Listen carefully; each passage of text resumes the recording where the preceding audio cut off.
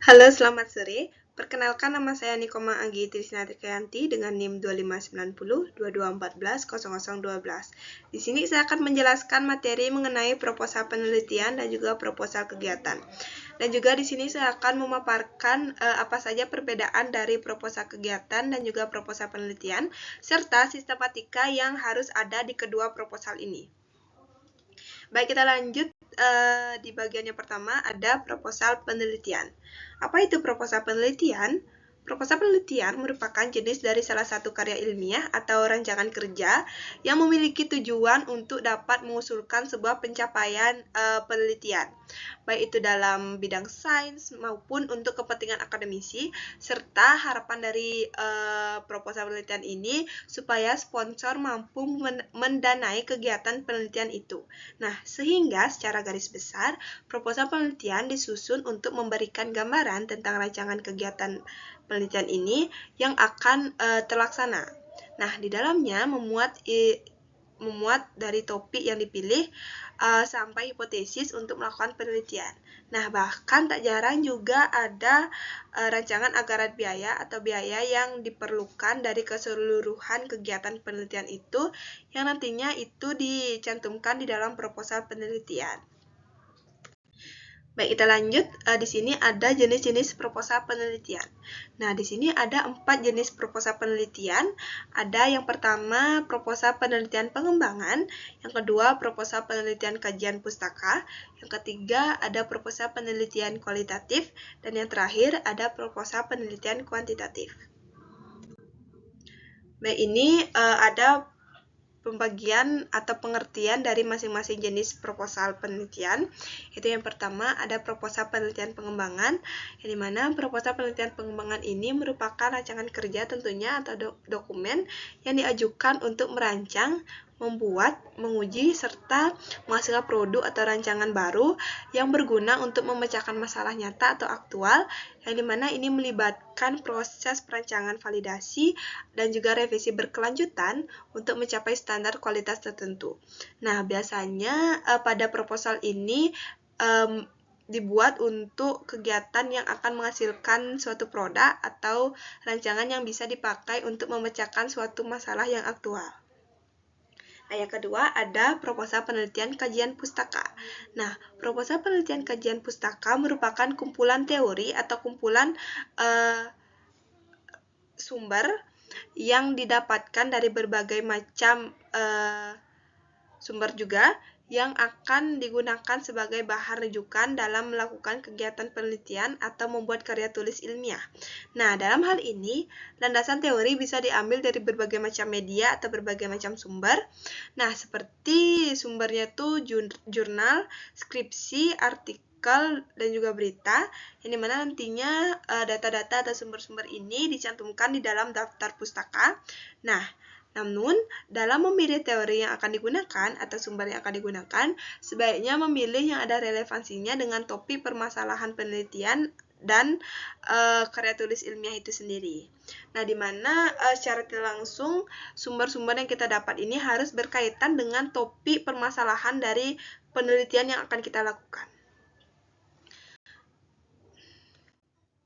Nah, ini lanjut di bagian yang ketiga atau jenis proposal penelitian yang ketiga ada proposal penelitian kualitatif.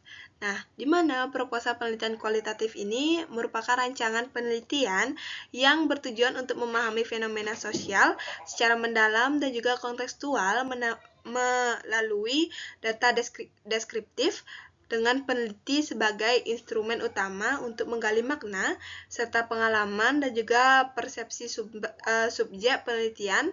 Nantinya sumber-sumber tersebut kita dapat melalui wawancara, observasi, dan juga studi dokumen secara langsung. Nah, yang keempat atau yang terakhir ada proposal penelitian kuantitatif. Nah, di mana proposal ini merupakan proposal penelitian yang berfokus pada pemahaman perilaku manusia atau karakter manusia yang bersifat dinamis dan juga kontekstual. Nah, sehingga biasanya hasil penelitian maupun data yang digunakan merupakan penilaian personal dari subjek penelitian. Nah, misalkan tingkat kepuasan masyarakat kita dapat tingkat kelezatan makanan di sebuah restoran. Nah, kita dapat juga ini dari wawancara langsung ke pihak-pihak tertentu, dan juga nanti itu kita dapat sumber-sumbernya. Baik, ini merupakan sistematika penulisan proposal penelitian. Nah, di mana pada bab pertama berisikan tentang pendahuluan. Nah, di pendahuluan ini berisikan tentang latar belakang masalah atau latar belakang masalah dari penelitian ini. Yang kedua ada rumusan masalah. Yang ketiga ada batasan masalah. Yang keempat ada tujuan penelitian atau tujuan yang akan kita lakukan di penelitian ini. Yang kelima ada manfaat penelitian. Yang keenam ada tinjauan pustaka. Baik, di bab kedua ada kerangka atau kajian teori, yang mana pada bab ini berisikan tentang landasan teori yang pertama, yang kedua berisikan tentang kajian hasil penelitian sejenis, yang ketiga ada kerangka berpikir, dan yang keempat ada hipotesis penelitian. Baik, di bab ketiga ada metode penelitian. Nah, yang dimana di sini sudah berisi tentang jenis-jenis penelitian yang kita ambil. Yang kedua ada populasi dan juga sampel penelitian. Yang ketiga ada jenis, sumber, dan juga teori pengumpulan data. Seperti yang saya bilang tadi, kita melakukan penelitian, proposal penelitian ini berdasarkan sumber dan juga teori-teori tertentu yang dimana kita cantumkan di sini di bagian metode penelitian. Dan juga nantinya kita dapat sumber-sumber yang aktual dan juga sumber-sumber yang valid. Nah, yang terakhir ada teknik analisis data. Baik, di sini di bagian keempat ada bagian penutup, di mana pada bagian ini berisikan tentang daftar pustaka dari berbagai sumber yang kita dapat. Yang kedua ada lampiran yang terdiri dari lembar pengesahan dari pimpinan lembaga atau instansi. Yang ketiga ada dokumen riwayat hidup. Yang keempat ada rancangan anggaran biaya, yang dimana tadi saya sempat bilang rancangan anggaran biaya ini berisikan tentang biaya-biaya yang sudah kita jumlahkan dan juga biaya-biaya yang kita perlukan selama penelitian ini berlangsung. Nah, yang terakhir ada dokumentasi selama penelitian berlangsung. Baik, kita lanjut di bagian proposal kegiatan. Nah, apa itu proposal kegiatan? Proposal kegiatan merupakan rancangan kerja atau dokumen tertulis yang berisi tentang rencana tentang pelaksanaan suatu acara atau kegiatan yang diajukan untuk mendapatkan persetujuan tentunya, serta izin dan pendanaan dari pihak terkait seperti pimpinan sekolah atau kepala sekolah dan juga para sponsor yang nantinya akan berfungsi sebagai pedoman pelaksanaan agar acara berjalan dengan terstruktur dan juga sesuai target. Nah, biasanya proposal kegiatan ini diajukan sebelum kegiatan dilaksanakan agar nantinya mendapatkan peluang persetujuan yang lebih besar, atau kita nantinya bisa mendapatkan struktur dari kegiatan yang lebih terperinci. Nah, biasanya proposal kegiatan ini dibuat di sekolah atau di kegiatan-kegiatan event tertentu. Nah, ini ada beberapa tujuan dari pembuatan proposal kegiatan. Itu yang pertama, tentunya untuk menjelaskan secara tidak langsung tentang program kerja maupun rencana kegiatan yang akan kita lakukan. Nah, yang kedua ada untuk menjadikan sebagai acuan dalam proses merancang suatu kegiatan. Yang ketiga, untuk meyakinkan donatur atau pihak terkait yang akan menjadi sponsor maupun klien agar bersedia memberikan bantuan atau bersedia berkolaborasi dengan yang membuat proposal atau yang memberi proposal. Yang keempat ada untuk mencapai tujuan seperti yang telah disepakati bersama. Yang kelima ada meyakinkan para donatur untuk memberikan sumbangan atau donasi bagi terselenggaranya acara agar bisa juga memperlancar acara dan juga tanpa hambatan. Yang terakhir ada memperoleh dukungan serta izin dari pihak terkait yang dibutuhkan dalam acara. Baik, ini merupakan sistematika penulisan proposal kegiatan. Nah, di sini ada beberapa sistematika yang berbeda dari proposal penelitian. Itu yang pertama, di bagian pendahuluan hanya berisi tentang latar belakang dan juga tujuan kegiatan yang akan kita lakukan. Nah, di sini ada isi proposal. Nah, di isi proposal ini berisikan beberapa susunan.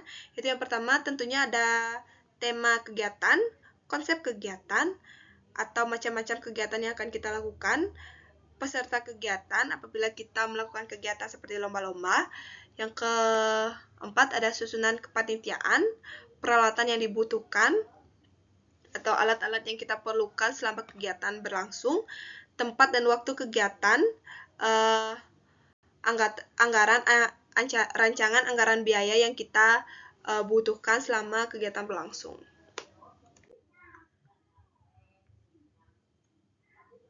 Nah, di sini juga di bagian yang habis isi proposal ada penutup yang dimana di sini berisikan tentang harapan dari kegiatan itu, harapan dari kegiatan yang akan kita lakukan, dan juga harapan untuk kolaborasi dengan pihak-pihak tertentu.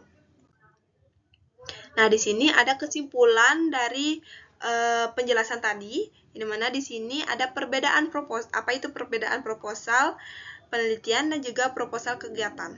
Nah, di sini secara garis besar, proposal penelitian merupakan dokumen yang digunakan untuk pengusulan proyek atau sistematika proposal penelitian dibuat lebih baku dan juga lebih terstruktur. Yang dimana singkatnya, proposal ini bertujuan untuk mencari jawaban ilmiah dari berbagai sumber-sumber yang didapat. Yang itu merupakan itu dapat kita simpulkan kalau proposal penelitian bersifat lebih baku dan juga lebih terstruktur, namun lebih terarah. Dan untuk proposal kegiatan merupakan proposal yang diajukan oleh sebuah organisasi atau lembaga sebelum mengadakan suatu kegiatan dan ditujukan kepada pimpinan atau pihak tertentu yang diberikan tanggung jawab untuk menyetujui pelaksanaan suatu kegiatan dengan pendanaan. Nah, biasanya proposal kegiatan ini bersifat lebih santai dan juga lebih fleksibel, namun bergantung dengan keperluan penyelenggaraannya. Baik, terima kasih. Mungkin segitu saja penjelasan saya mengenai proposal penelitian dan juga proposal kegiatan. Atas tempat dan waktunya saya ucapkan terima kasih dan saya tutup dengan Parama Santi. Om Santi Santi Santi Om.